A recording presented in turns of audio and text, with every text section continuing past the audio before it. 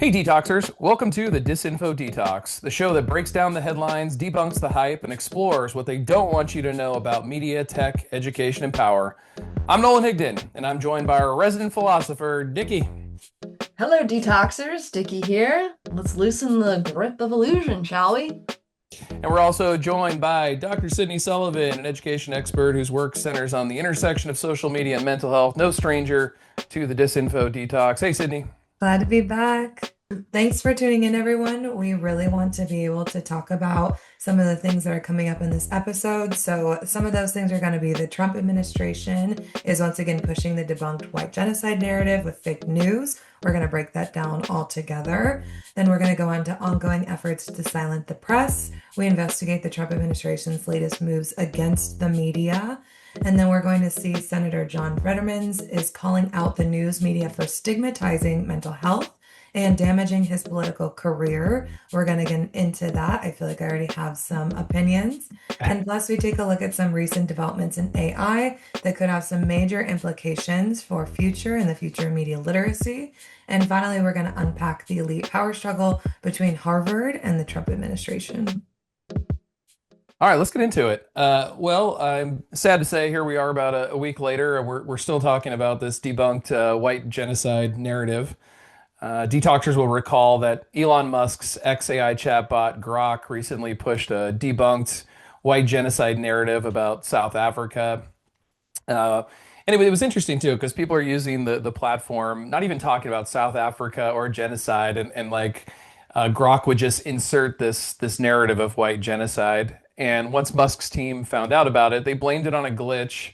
But then shortly after, it was the Grok was also amplifying Holocaust denial. And of course, folks immediately connected this to Elon Musk, who was making those Hitler-esque salutes earlier on in Trump 2.0. But that's kind of where we left the story off last time. But the plot thickened during an Oval Office meeting between Trump and South African President Cyril Ramaphosa. Probably butchering that. But in that meeting, Trump repeated the white genocide claim and even began granting refugee status to Afrikaners. He said where it was escaping the white genocide. But the facts that Trump used for this white genocide are really speak to how prevalent fake news is in the society. He showed some photos of the white genocide, but the photos actually were from a conservative website, and they weren't even in South Africa. They were in the Democratic Republic of Congo. He also showed this image of white crosses, which he said were to memorialize all the dead white farmers, but really it was from a 2020 protest about two murders. And from best I could tell, the last couple months of 2024, there were about 12 farmers killed in South Africa, and one of them was white. So the story seems to have no merit, but it continues. I don't know. What did you guys make of Trump using this fake content to amplify this fake story that AI is amplifying? Yeah, I mean, I think so it reminds me of I think we'll talk more about it as this episode continues, but it sort of leads into this discussion of how we can manipulate news, and AI is something to really be concerned about, but even in our own like human engineering. I mean, with the Grok, like that comes from someone's programming. The AI is not completely human, but it is generated by humans, and so it really shows our biases and our blind spots. And then even without AI, where Trump can be using pictures taken completely out of context to continue this narrative. It's just yeah, it is already such an issue to be concerned about. Mhm. Yeah, I'm curious, Nolan or Dickey, like what are the kinds of things you look for when you're looking at the news and you're kind of trying to like sort through what is real or what is misrepresented? Like how do you kind of use your critical thinking skills to be able to discern what is and is not reality? I think, I mean, one of the things is you always go for the evidence. I mean, that's like what we, did here talking about how Trump presented what he thought was evidence of a white genocide. So the key is to go after that evidence. And his two pieces of evidence, are wrong. One is the wrong country, and one doesn't represent what he said. So I mean, that's generally the easiest way to spot fake news. But I think it also reveals something else equally important, which is during the time when Trump is in office, if he's spreading these falsehoods and he's fabricating evidence, you kind of got to draw like one of two conclusions if you're one of his supporters. I mean, one, he's a total moron and he's easily grifted by this fake evidence. I don't buy that. I think it's the latter, which is he just takes stuff out because he thinks his supporters are not dumb enough to believe this stuff, and then they'll go Mm, along with his agenda based on false information. And I got to imagine if his supporters are aware of the false information that Trump pumps out to justify his agenda, they would realize that he's really looking at them like they're idiots and trying to play them like they're idiots. interesting. Yeah. Yeah, that is the kind of the sick joke that a lot of folks aren't really picking up on. And yeah, to answer the question that you asked, Sydney, and I think it's similar to what Nolan just said, but really looking at the stakes involved in the narrative that's coming out. Like, who is this Mm, serving? What is it serving? Um, this narrative about a white genocide of in South Africa, I think that there's even a sort of like a trying to set the pave the road for like allowing a very certain type of immigration in. We want the white strong farmer stock to come into our country. No one else, only the purebloods or something, and that this is mm, just sort of setting the allowing them to be anti-immigration in some instances, but pro-immigration in another mm, sense. mhm. So yeah, there's sort of a narrative that's feeding into a more, yeah, I guess white supremacist uh, belief system, cosmology. Yeah, and this fits nice into our next block, so we could jump into that after this. But I think what you're saying there, Dickey, is spot on. That we forget when we talk about disinformation, fake news. It's not just that it's false and that it's being spread. Authoritarians also have to find a way to counter and discredit truth tellers, Mm. anybody who can get in the way of exposing their fraud. And I think here in the next block about CBS, we started to see how the Trump playbook is not only to spread false news like about the white genocide, but also to silence perhaps some of the truth tellers in news media. Yeah, absolutely. Let's get into the CBS article. So Trump is essentially suing CBS for 20 billion, claiming that CBS manipulated or edited an interview with Harris and him in 2024. So it comes as CBS's parent company, Paramount, essentially seeks government approval for a merger, and CBS and Paramount reportedly felt the pressure from the situation. And last month, longtime 60 Minute producer Bill Owens stepped down. We pursued for 57 years are often controversial. Lately, the Israel-Gaza war and the Trump administration. Bill made sure they were accurate and fair. He was tough that way. But our parent company, Paramount, is trying to complete a merger. The Trump administration must approve it. Paramount began to supervise our content in new ways. None of our stories has been blocked, but Bill felt he lost the independence that honest journalism requires. No one here is happy about it, but in resigning, Bill proved one thing. He was the right person to lead 60 Minutes all along. And just this month, CBS News CEO Wendy McCullough also resigned. Reportedly, it's over internal tensions around Gaza coverage and political interference. But it's good to see not everyone is backing down in this situation. One group involved in the mergers actually threatened to take CBS to court if they were to cave to Trump's demands. They're calling it what it looks like to them, which is bribery. And if that argument sticks, it could seriously shift the conversation around press freedom in addition to political influence in the media. So I'd love to unpack this a little bit more.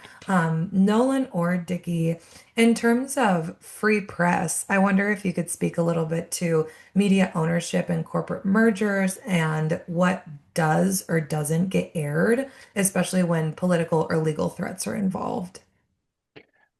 Yeah, I'll just say, and then Dickey can jump in. I'll just say off the bat that the Trump 2.0 is interesting for media scholars for numerous reasons. And I had Bill Houston on the show last week, and we kind of touched upon this. But I've spent a career, I think, rightly criticizing the corporate media for getting very important stories absolutely wrong. I mean, I was a college student when they lied about the weapons of mass destruction in Iraq, and that a lie that killed millions of Iraqis and thousands of Americans inspired me to learn more about news media. And since then, I've seen the mishandling of COVID or the Russiagate nonsense, or you can go on and on down the rabbit, or Biden's cognitive abilities. And I think a lot of it always has to do with the corporate ownership model. These corporations have profits to make, and since the 1980s, we've allowed a handful of corporations to control 90% of news media. About six corporations control internet traffic, and I think media scholars do a really good job of criticizing how these companies would never report something that would hurt their bottom line, right? So if you're like a defense contractor like GE and you also own NBC, you don't want NBC to be an anti-war network, right? So we make those connections. But we miss another connection, which is the political connection, which is your interests are also vested in the political parties. And so a lot of these companies kind of align themselves with one political party or figure or another, and they offer favorable reporting to that side and negative reporting to the other side. And I think that's why I say we're kind of in a weird situation because I've always criticized the news media for doing that and getting things wrong. But I've also criticized elites in power like Donald Trump or Elon Musk, and now those elites in power are at war with that corporate media. So it's difficult to pick a side, but I think, ideologically, as someone who supports a free press and thinks it's a necessary pillar to a democracy, I would gladly take a corporate press with all of its problems over no press at all. Yeah, yeah, it is hard to kind of choose a side of who to root for. I mean, I agree. I think I would prefer any type of press versus no press. But it is whether it's a press that leans Democratic or a press that supports the conservative, the Republican side. I think the fact that it sort of wobbles back and forth, it shows that they really it's not it's more about the profits. Like they will go with where the breeze blows them, or however that saying goes. It's yeah, I mean I certainly in these times it really makes me kind of appreciate the independent journalists. I know it's a really hard landscape to make a living in, but those sort of those citizen journalists, those amateur journalists, like it without them it would be yeah, without them I don't know if even a corporate press would totally be worth it. And maybe that's a little bit radical, but it just the fact that the loyalty goes both ways of yeah, it's hard to really feel like yeah, pick a side really. Yeah. And I know that we care about these things, I think, because we're either media literacy scholars or philosophers or people who are really invested into academia. I'm wondering for like the just like citizens and people who are kind of just watching the news on casually, like when politicians accuse news outlets of manipulation, how can people and how can the public like critically evaluate those claims? Or what are like easy ways to evaluate those claims? Like, should they go to more independent news sources, as you're saying, Dickie, or are there other things that they can do to kind of be aware of? I think the public does care. I do think the public's in a weird place though, Mm, for two reasons. One, since the 1970s, conservatives have tried to dismiss all media as having a liberal bias, as if multinational corporations could possibly be liberal. But that still, people believe that nonsense. Number two, and this is the part that I think news outlets themselves have to wrestle with. When the internet came out, they made the mistake of giving their product away for free initially, and it's conditioned a lot of audiences to think journalism has no value, that it's just kind of mm, like this free thing we share and virtue signal with. And at the same time, you do have these cataclysmic failures that I mentioned earlier by news media So I think there's a lot of people that kind of draw that incorrect conclusion that we need to get rid of all media and just depend on individuals. There is a lot that, like Dickey said, citizen journalists can do. I mean, they were really responsible for a lot of the Black Lives Matter coverage, for example. And I've always said, I think it's all of the above. You need that citizen journalism. You need wealthy news outlets that can afford things like lawsuits and to do complex journalism. You need international journalism, local journalism, new media like podcasting. I think all that stuff is needed. But audiences, I think, need to be reminded of the importance of news media, and hopefully that lesson's learned before it's gone. Mm. But it occurs to me there's also another story here I want to get in this segment because I think it's interesting about the clampdown. Defense Secretary Pete Hegseth of Fox News fame noted on May 23rd he issued a memo that they're going to tighten restrictions on reporters at the Pentagon. So under the new policy, journalists have to be accompanied by a Department of Defense approved personnel when they conduct in-person interviews. And this seems especially hypocritical coming from the administration that called themselves the most transparent administration in history.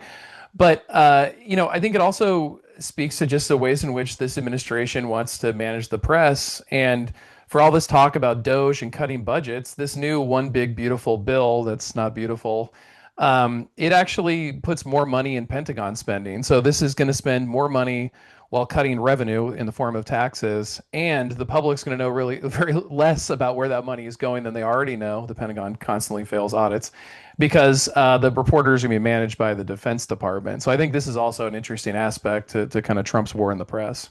I mean, it's wild the amount of leakers that um, are still there. I mean, I know that there's a sort of paranoia in the Pentagon. You had all these firings a couple months ago of people who were very close to Defense Secretary Hegseth, and yeah, they're sort of turning in on each other. But yeah, I mean, thank God for the leakers. Well, Dickey, you weren't here in the last episode that Sydney and I recorded. One of the things Sydney and I were wrestling with was how to make a segue from one um, block to another. So, do you have a segue from leaving this Well, block to Fetterman? yeah. Heading into Fetterman, I mean, there was a slight leak in his office. A former campaign staffer wrote, or I was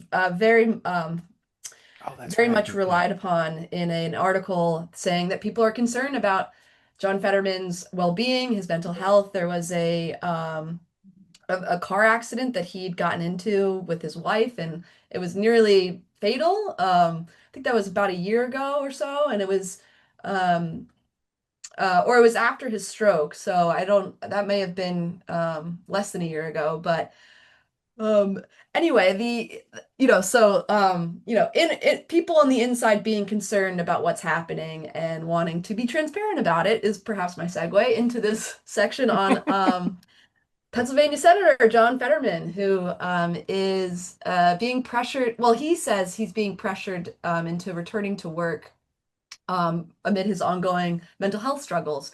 And yes, this is coming after a series of articles, one that I just mentioned, which have speculated that Fetterman is not keeping up with his mental health recovery plan and has exhibited some erratic behavior in private meetings and is neglecting official Senate duties.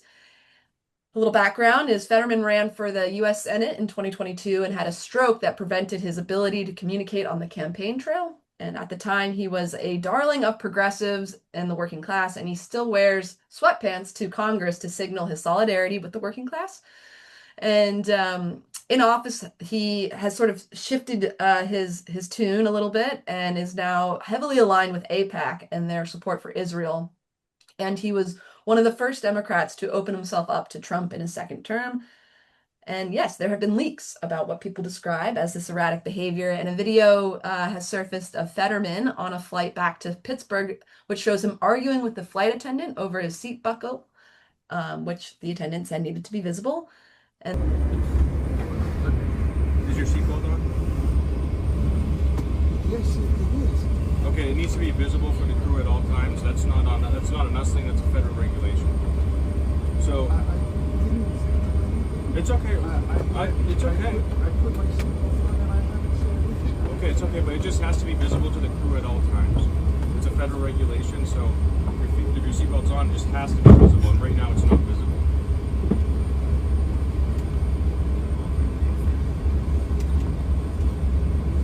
We have an extender if you'd like that. It'll make it bigger so it can go outside of your sweatshirt. Would that work? No, I just don't really need to continue the conversation. My seatbelt is You do, on. sir. If you want to go to Pittsburgh, it's simple. You have to follow our instructions, or you're going to ask to get off here. We're not asking much. All that happen, like all that needs, we need to be able to see your seatbelt at all times. I've been flying for 30 years and I've never experienced this. I'm not sure what my seatbelt is. Okay, well, it's a federal regulation, so if I don't make you do it, then I get in trouble, and I don't want to get in trouble because I like my job. And then an Associated Press report has surfaced about a meeting with Fetterman and leaders of a Pennsylvania teachers union in which he reportedly slammed his fist on his desk, yelling, "Why does everyone hate me? What did I ever do?" Fetterman's office released a statement calling it a spirited discussion and affirmed his support of teachers. So there is some turbulence happening in his in his office and around his duties and as a yeah, representative of the people of Pennsylvania. Sydney, you want to And jump in? yeah, Yeah, absolutely. I feel like this particular story, and maybe this is a hot take, is hard for me because I feel like there is already so much stigma around mental health, and there's so much stigma around the way that mental health is portrayed in the media, especially. So when I see this kind of story and I see this political drama, it's also really revealing to me around our cultural literacy of mental health and how we see depression or how we see depression being, as Fetterman says, like weaponized. And so it's kind of difficult when I see like these really clickbait narratives and they're really highlighting these things that maybe are like traditional or stereotypical like mental health signs or worries, and we're kind of turning it into like clickbait articles. And I just wonder like how we frame these narratives and what that like kind of shows not only about the politician but about us as a society and the way that we're kind of looking at people. I kind of felt like a similar way when last week when we were talking about Biden and looking at their health, and it's kind of interesting the way that we look at people's health who are politicians or celebrities or people that are just so much more well known than we would of like a sister or a brother or a family member. And so sometimes I wonder like how we're framing those conversations in the media and kind of thinking about like the representation of mental health that happens here. Yeah, I have kind of something in that vein. I think there's a slight difference. But I do want to preface that I have this. Maybe it's I don't know. Maybe it's petty. You guys tell me. But I have this. I don't know. I disdain for Senator John Fetterman. It's over a seemingly small thing, but the way he wears like this sweatpants and sweat clothes really bothers me, that he's trying to signal solidarity with the working class because it's such a caricature of the working class. Like I grew up in a working class family and like whatever, they weren't rich and they didn't have designer clothes, but like if you had somewhere nice to be, like they put on a collared shirt or a nice dress or they did their hair like this character of the working class like rolling out of bed in their sweatpants to Congress. Like I don't know, it drives me nuts about him. But on his complaint, he's trying to what I kind of gathered is he's trying to say that the car wreck that he experienced, which still really hasn't been explained in detail, in June of 24, or these inside reports about his temper, or not doing his mental health treatment. He's trying to argue these are all like media narratives Mm. aimed at attacking him. And I kind of see it the reverse. I think John Fetterman has always been a character of interest. He is a character. And I think this is one of those examples, and you brought up Biden, Sydney. I'll agree with the Biden story on this as well, which is, I think the cover up is worse than the crime. It's not necessarily that anybody Mhm. thinks Fetterman's doing something nefarious, but look, if you're one of 100 people in the US Senate, it has huge power. It gets to approve the Supreme Court, which serves for life, for example. You're the President of the United States, Joe Biden. The public needs to know if you can do the job, or even if you can do that, how you're doing the job. If you're doing it where you're screaming at people and crashing cars, like The public needs to know that. You're deciding critical questions about their childcare and their life and their future. So I think I think he's kind of lashing out at the media because he realizes the walls are kind of caving in on this persona he's created.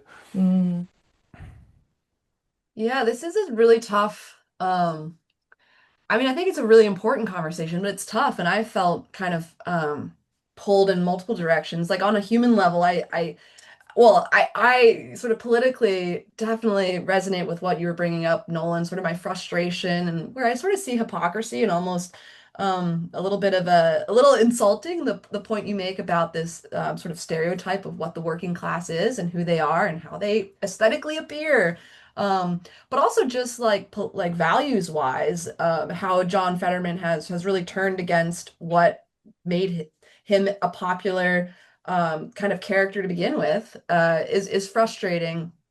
Um, but I think that the points that Sydney bring up are really important, and it kind of I think harkens back to our discussion on like corporate media, how it really like how does it make money? Oh, we need clickbait. We need people to click and to see. So there is that tie in there, and then it also makes me ask like taking away my own personal issues with John Fetterman, I am interested in how this kind of opens up a question of like what who's allowed to run for office? Do you have mm, to be this perfect, um, you know, neurotypical have the perfect health, or is there room to kind of have candidates that are not, that struggle with just the limits of being human sometimes. I because the power analysis though, it does make me think that if you are in the Senate, you are there to serve and to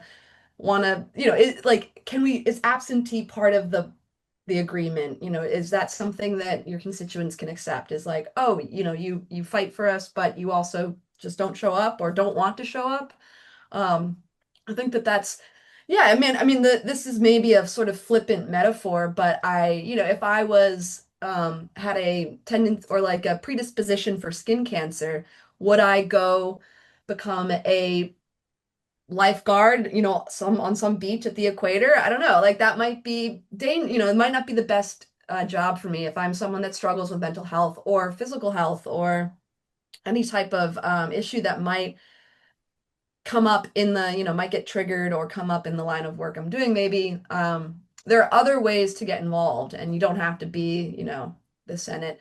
Um, and then, yeah, my last sort of frustration is this, like, I'm sort of angry at the Democratic leadership that just repeatedly, it's similar to the cover up idea, but like, John Fetterman, there is, he's sort of, I think his loyalty to APAC. I'm like, is he a pawn in there? Is he just here because he's a vote for Israel, is Israeli po policy when it comes to the genocide in Gaza, and like or is it just a vote for the sort of power brokers in the Democratic Party that really want to maintain the status quo and not open up the seat to I mean, Pennsylvania is such an interesting state. It can go very, working class, or there is a strong current of the working class populist um sort of like desire there, and maybe they might lose a seat to someone who's more progressive, and Fetterman kind of plays a role. And so I just this sort of conversation about keeping certain politicians in office just because they help maintain power, I think is mm. another kind of yeah, it's an important conversation that's underlying this discussion, and the fact that it is, there's a human part of the discussion too. It's hard to sort of pick a lane myself, but Well, speaking of the human part of the discussion, now we can talk about the non-human part because Sydney's got some AI news. Yeah, well, there's just been I think my algorithms got me this week because I went down one road and then they just kept feeding it to me the rest of the day. But essentially we continue to just see a rise of really convincing deep fakes. There's been more essentially tools that have come out in the last couple weeks or so that are more accessible to the public, and so more like public media and more like individuals are actually creating their own essentially like commercials or just kind of funny or convincing deep fakes. So News, J.K. Rowling's yacht sank with her on board after being attacked by orcas off the coast of Turkey. News, a Scottish fold cat named Big White has led an army of felines to seize Buckingham Palace, declaring itself the new King of Britain. a few videos of news broadcasting that are deep fakes, but that are so convincing it actually might scare people a little. And then others are just seen on TikTok. I know there's a couple of researchers that I follow, like Steve Rothji, who's done a couple of essentially just showcasing the power of AI, which is really interesting.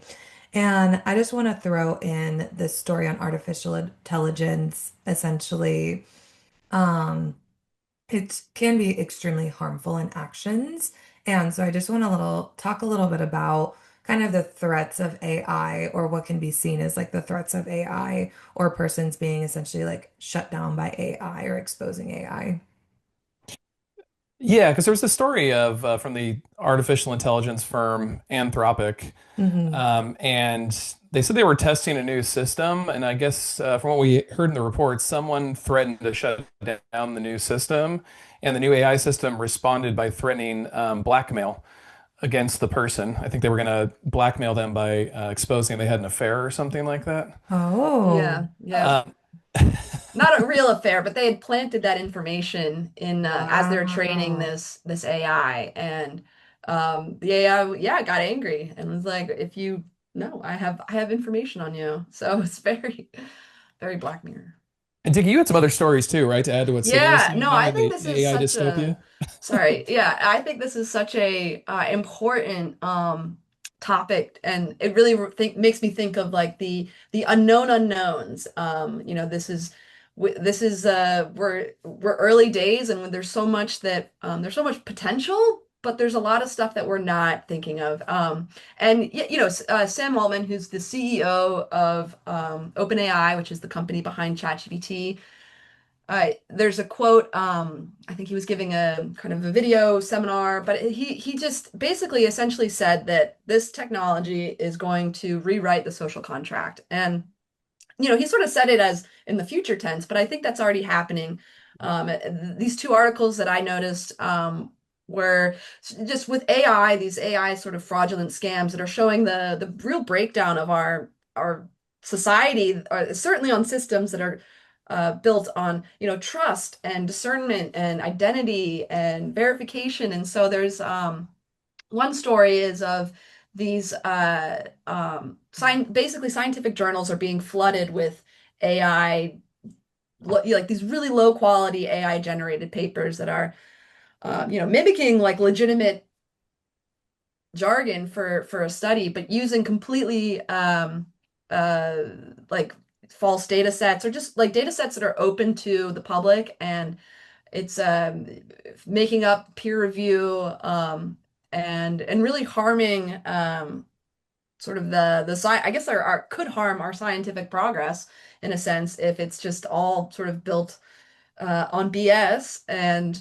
then the other story I found that in the state of California, the community colleges are being targeted by these ghost students who are AI generated identities that are stealing financial aid, going through the process of admissions. And someone has designed these AIs, but the AI itself is jamming up admissions and stealing millions of dollars from the community college system. And so, yeah, these two stories to me really represent how, the social contract is already being unraveled, and it's we're the systems that, um, yeah, like I said, rely on trust and discernment and the assumption that people are who they say they are completely being exploited, and it's eroding it. And yeah, so people talk a lot about how AI is going to replace our jobs, which could Which is true, on all levels, like from truck drivers to entry level white collar jobs. But I think most disturbingly is that it's really unmooring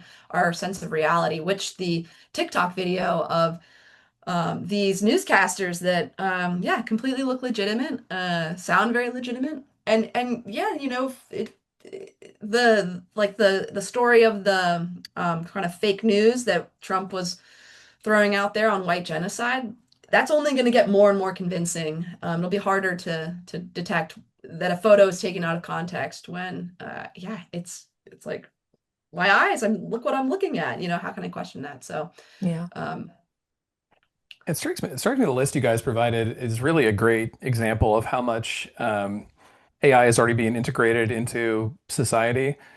But at the same time, being folks who study this stuff, I mean, we know that it gets things wrong, it makes things up, it cannot handle certain tasks, it has limits. Yet the corporate media is really controlling the narrative. It's selling everybody on the idea that this stuff actually is intelligent. And unfortunately, we've talked a lot in this podcast about educators who are burying their head in the sand about AI. I think, though, a lot of the people who are actually paying attention to AI end up kind of being AI enablers. These are folks who kind of act like utopians about the glorification of corporate AI. And I think AI, like I said, is a useful tool. I think there could be some good purposes for humans, but if it's corporate owned and it's solely for profit in its current state, I mean, this is a disaster. And I think we as educators have to alert our students and society to the fact this is not what the PR says it is. Mm. yeah, and the corporate ownership is frightening. And it puts us in a hard position. Like, if how do we like it's scary to have it in corporate possession, because that means with AI technology, the takeover that one corporation can have is frightening. I mean, what like to for Sam Altman, for example, to have so much power. I mean, we've seen what happens when, just look at like what happened when, Elon Musk took over Twitter. Like, it's not good when one person, or even with Starlink, it's just, yeah, concentrated power is very frightening. And at the same time, if we limit the ability for these AI tech places to innovate, someone else might come in, and we kind of have to collectively really think about how are we going to put in guardrails and rein in this technology, or just do it to not do it in a way where the society is the sort of like room the lab for experiment. So yeah, it's again, unknown unknowns. I don't even know. I mean, it is frightening, but I don't even know how frightening it could be. Mm. So, Yeah, and for like people who are just trying, like if someone is trying to get past fake news or to discern what is and is not AI, like is there anything people can essentially do to tell the difference? that will be very important. Yeah, no, I think there are. I mean, I think one thing I have said is always we need this is just something from the digital age in general, but practice suspension of judgment. A lot more humility, a lot less narcissism about how little we know about certain topics could go a long way. And not believing everything you see or hear anymore, just because you heard someone's voice or saw a video or saw an image is basically irrelevant at this point. AI has gotten slick enough that we can't. But I mean, I also want to point out a lot of people kind of treat that as doom or gloom. I think that just means that we need more evidence before we draw conclusions. So you need more corroborating evidence for a supposed video or a supposed image. Mm. And I don't know, maybe that's not the worst thing in the world. Maybe people should be conditioned to spend a lot more time researching before they make a judgment. I mean, I know this always in America. We love freedom of speech, and people always say like, I get freedom of speech, I can share my opinion. It's like you can share your opinion, but just because there's two or more sides doesn't mean each side has a compelling argument. Mm. So I think pushing people to realize that and look for more evidence could go a long way, especially in the AI era.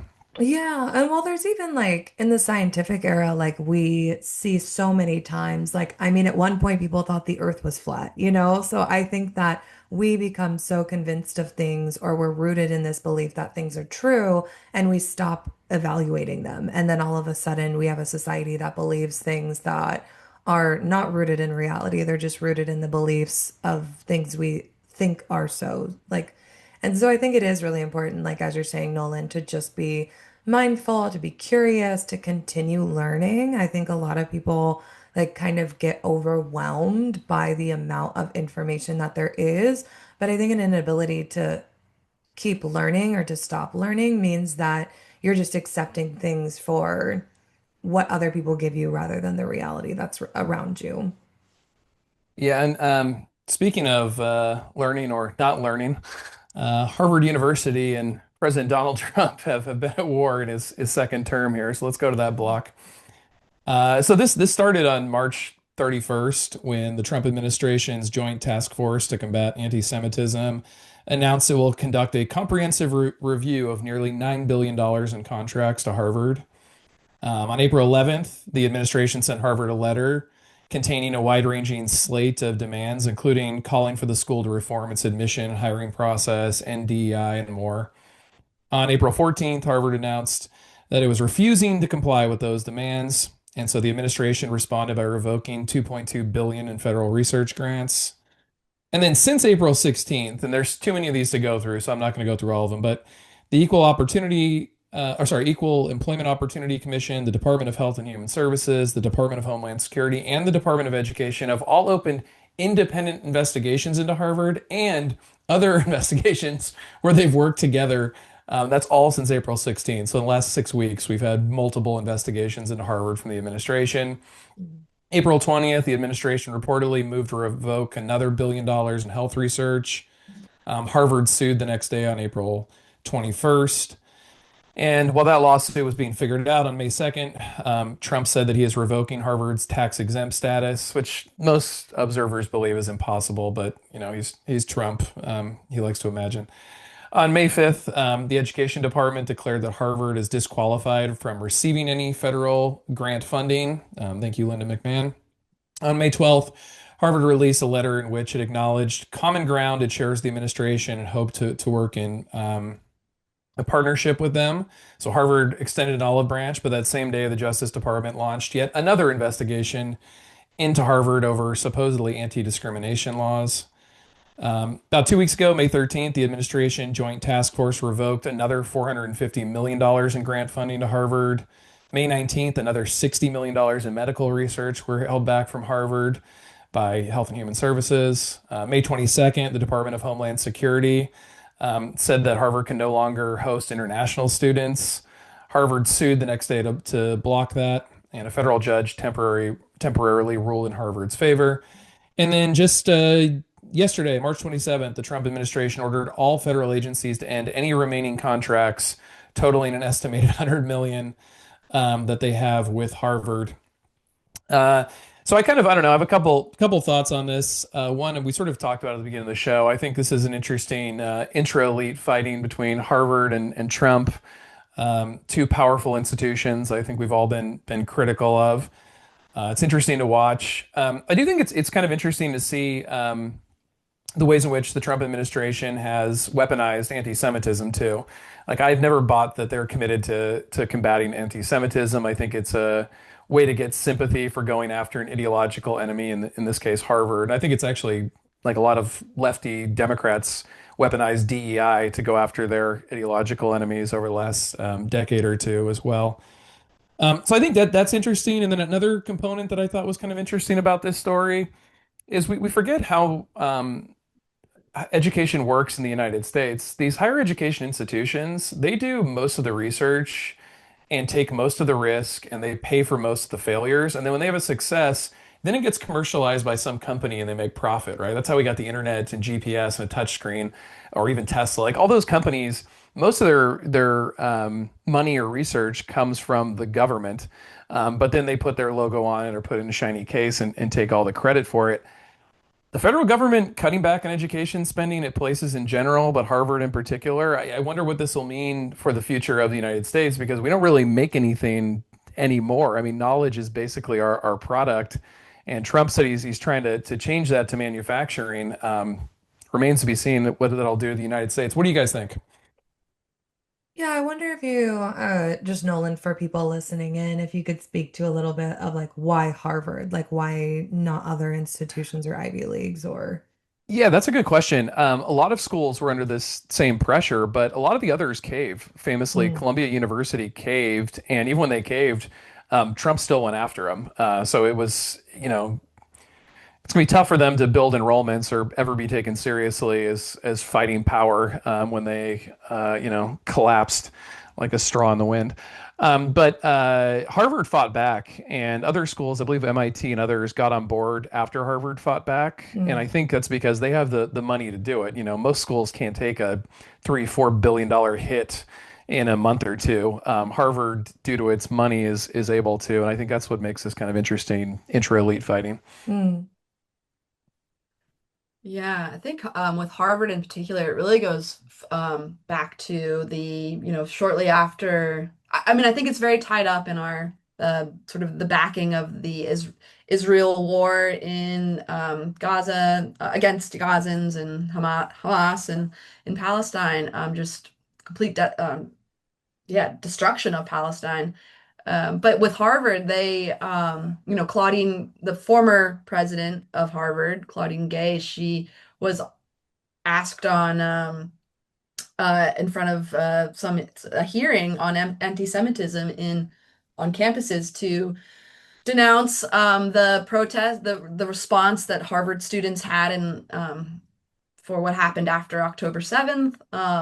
And Gay sort of refused to kowtow, and I mean, there was a sort of a campaign to remove Gay. Allegations of plagiarism emerged, which it could have, I not so much on the veracity of those claims. I don't really know so much, but it was just the timing of it, and it was only discovered, I don't know if it was discovered out of concerns for academic integrity or if it was for not crushing pro-Palestine activism. And the Trump administration with this current financial siege of Harvard, I think the administration really frames it as nationalism or anti-elitism, but it seems to, at least the way I'm seeing it, is more about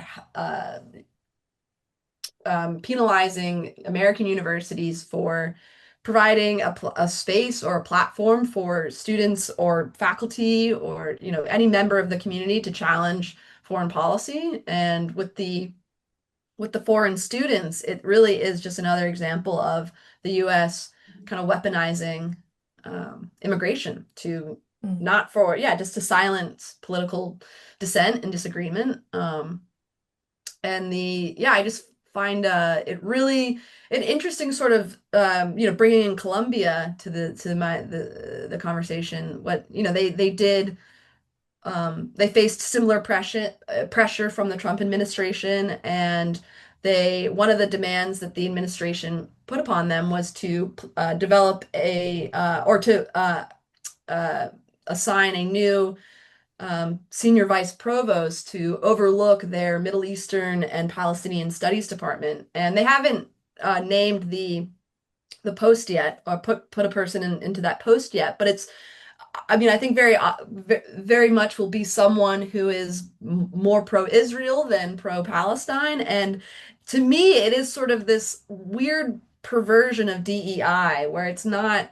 this hiring of a senior vice provost is not necessarily for diversity, but it's to include an ideological obedience to a certain to a certain policy. And so it is a new form of identity politics in a sense, which mm. is ironic.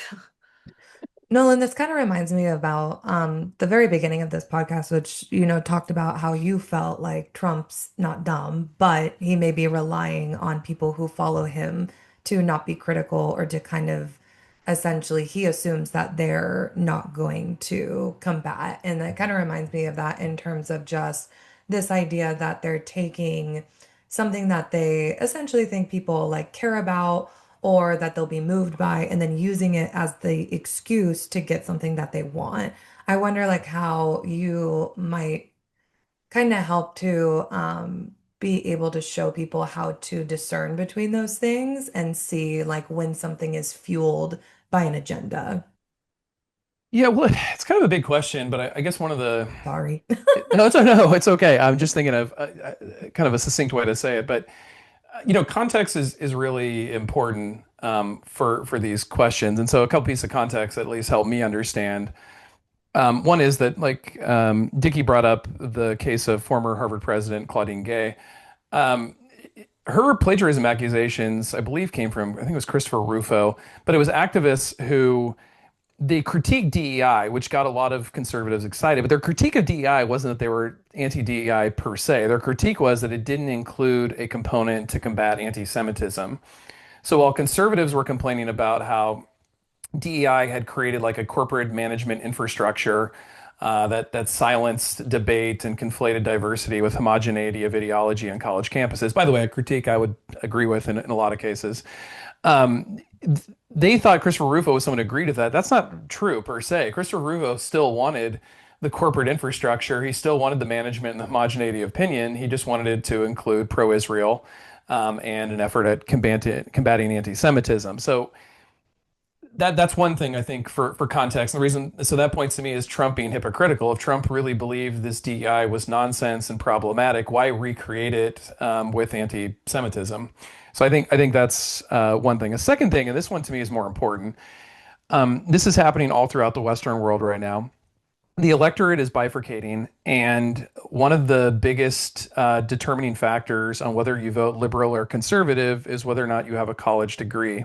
And that seems, and we see polls that show, surveys that show about 80 to 90% of college faculty identify as liberal.